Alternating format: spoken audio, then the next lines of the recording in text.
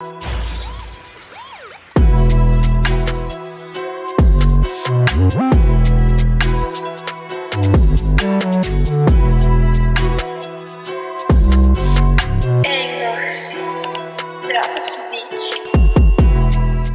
received a package from Rocky Mountain Salt Company, and I would like you to unbox it with me.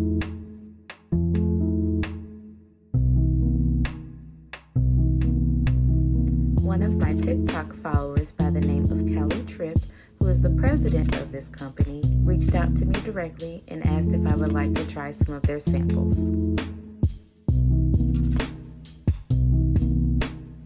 Along with the numerous samples, there was a personalized handwritten note from Callie telling me how much she enjoyed my videos, and I cannot wait to tell her how much I enjoyed the salts.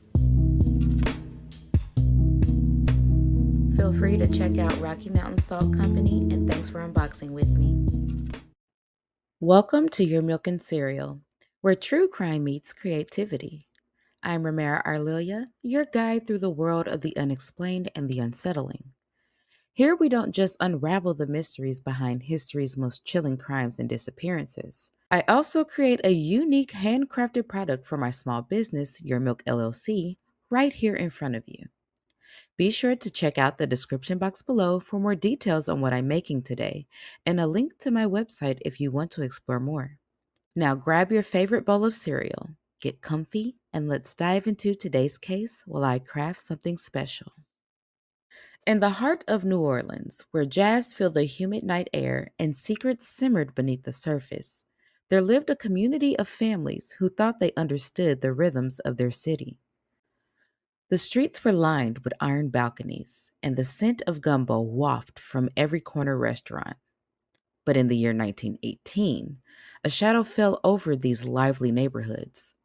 A shadow cast not by the city's trademark gas lamps, but by the blood-stained axe of an unknown terror. New Orleans was a city alive with contradictions. By day, it was a bustling hub of commerce and culture, where the river brought in ships from all over the world and the streets were filled with vendors hawking everything from beignets to fresh seafood. By night, the city transformed into something else, a realm of mystery, where the mist rolled in from the Mississippi, and the sound of jazz drifted from the French Quarter, mixing with the laughter and the whispers of secrets.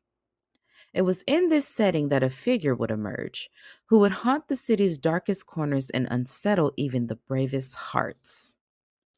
Our story begins with the first known victims, Joseph and Catherine. On a hot May night in 1918, the couple, owners of a small grocery store, were found brutally murdered in their home. Their throats were slashed with a razor, their skulls crushed by an axe that had been left at the scene.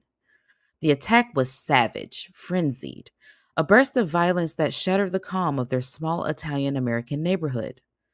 A chilling message was discovered scrawled in chalk on a nearby wall. Mrs. Joseph Maggio will sit up tonight just like Mrs. Tony. It was a cryptic note, but its meaning was clear. More terror was to come.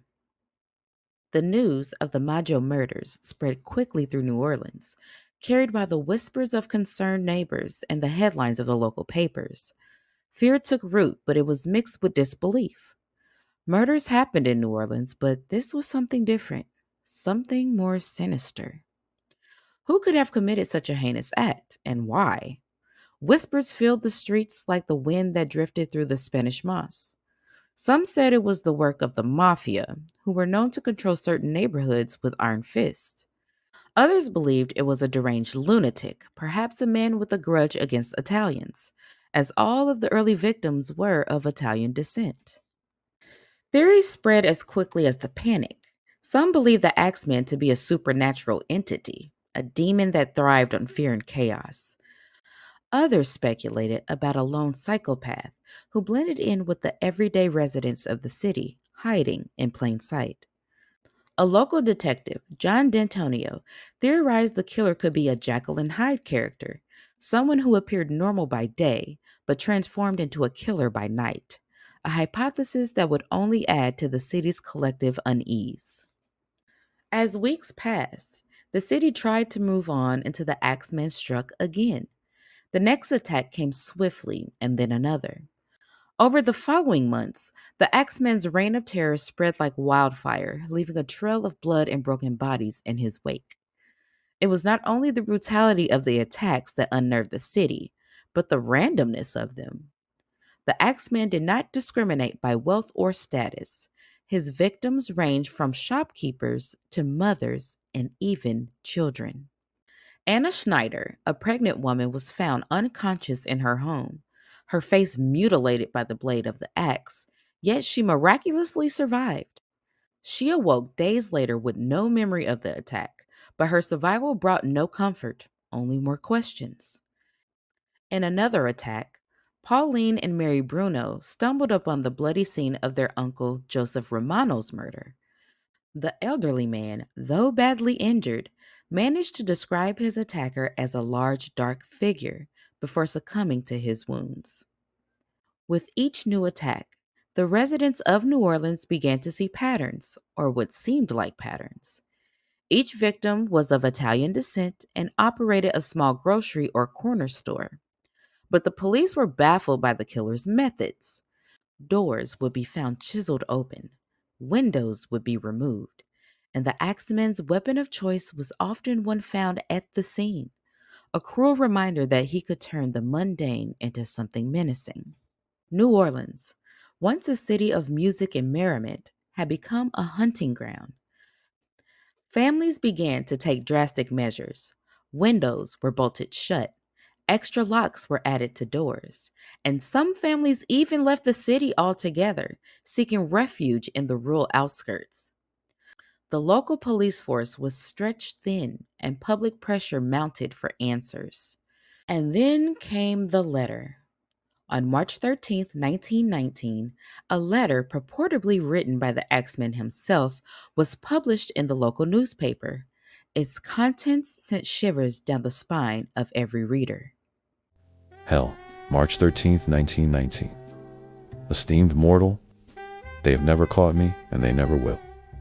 They have never seen me, for I am invisible, even as the ether that surrounds your earth. I am not a human being, but a spirit and a demon from the hottest hell. I am what you Orleanians and your foolish police call the Axeman. When I see fit, I shall come and claim other victims.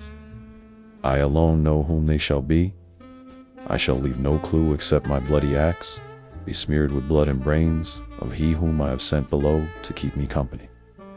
If you wish, you may tell the police to be careful not to rile me. Of course, I am a reasonable spirit. I take no offense at the way they have conducted their investigations in the past. In fact, they have been so utterly stupid as to not only amuse me, but His Satanic Majesty, Francis Joseph, etc. But tell them to beware. Let them not try to discover what I am, for it were better that they were never born than to incur the wrath of the Axeman. I don't think there is any need of such a warning, for I feel sure the police will always dodge me, as they have in the past. They are wise and know how to keep away from all harm. Undoubtedly, you Orleanians think of me as a most horrible murderer, which I am, but I could be much worse if I wanted to. If I wished, I could pay a visit to your city every night. At will, I could slay thousands of your best citizens, for I am in close relationship with the angel of death. Now, to be exact, at 12:15 earthly time, on next Tuesday night, I am going to pass over New Orleans. In my infinite mercy, I am going to make a little proposition to you people. Here it is. I am very fond of jazz music, and I swear by all the devils in the nether regions that every person shall be spared in whose home a jazz band is in full swing at the time I have just mentioned. If everyone has a jazz band going well, then so much the better for you people. One thing is certain, and that is that some of your people who do not jazz it out on that specific Tuesday night, if there be any, will get the axe. Well, as I am cold and crave the warmth of my native Tartarus, and it is about time I leave your earthly home, I will cease my discourse, hoping that thou wilt publish this, that it may go well with thee. I have been, am, and will be the worst spirit that ever existed, either in fact or realm of fantasy. The Axeman. The Axeman went on to declare that he would strike again, but he offered a curious reprieve. Any household playing jazz music loudly would be spared. The Axeman seemed to enjoy toying with the city, as if he were some malevolent conductor orchestrating a symphony of fear. The night of March 19th, 1919 became known as Jazz Night. The city took heed. That night, jazz flowed through the streets of New Orleans like a river of sound. Every bar, club, and home played music to keep the Axemen at bay. Bands played on street corners and families huddled together, praying that their homes would be spared. The city, for a moment, was united in its defiance against the darkness. And it worked. No one died that night. But the fear lingered. The Axemen had promised mercy for a single night, not a lifetime. Over the months that followed, attacks continued sporadically, each one more brutal than the last. New theories circulated with a fevered frenzy. Some claimed the Axeman was a deranged musician who believed he was saving souls through jazz. Others believed it was a series of unrelated attacks masked by a single ominous figure. One suspect, Frank Doc Mumphrey, would later be linked to the murders after being killed by a potential survivor, the widow, Esther Albano, in Los Angeles. She claimed he was the Axeman, but her allegations came years later and was never proven. Yet the suspicion lingered like the scent of magnolias on a warm New Orleans night. The police chased leads, the public panicked, and New Orleans held its breath. Many Italian families in the city lived under a constant stage of siege, some even forming neighborhood watch groups and arming themselves against the next possible attack. Community meetings were held, where tempers flared and suspicions ran high. People eyed their neighbors differently, wondering who among them could be hiding such monstrous secrets. The last known attack came in August 1919 when grocers Steve Boca and Sarah Lauman were attacked in their homes. Both survived, but neither could recall anything beyond the silhouette of a figure wielding an axe. The attacks stopped as mysteriously as they begun.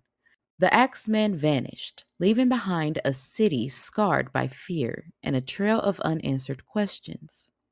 As years passed, the legend of the Axeman grew, becoming a ghost story whispered on Bourbon Street and told over bowls of gumbo at family gatherings. He was never caught, never identified, and never brought to justice. His true identity remains a mystery, a phantom lurking in the dark corners of New Orleans history. Some say he was a man fueled by madness. Others believed he was something more sinister, an embodiment of the city's darker side. And so, the Axeman became another part of the city's rich tapestry, a chilling reminder that even in a place where life is celebrated in the streets, death can dance to its own rhythm. In the years that followed, New Orleans would rebuild, reinvent itself, and continue to dance to the music of life, but the shadow of the Axeman would never be forgotten. After all, in New Orleans, where the nights are long and the music never stops, some shadows never truly disappear. And that wraps up today's journey through the twisted paths of true crime on Your Milk and Cereal. I hope you enjoyed the story and seeing the crafting process behind one of my creations for Your Milk LLC. If you want to learn more about the product I made today or explore other items, don't forget to check out the description box below for all the details and a link to my website. If you found this video intriguing, please don't forget to like, subscribe, and hit that notification bell so you never miss a Saturday upload. Also, don't forget that I do upload on Mondays, so if you have not checked out our podcast, please be sure to do so. Let's keep the discussion alive in the comments. A few weeks ago, I had posted in the community tab about the Axeman, and over 70% of you did not think that this case was real. What are your thoughts now? I'm curious to know. Thanks for joining me on this journey. Until next time, self-care and stay safe.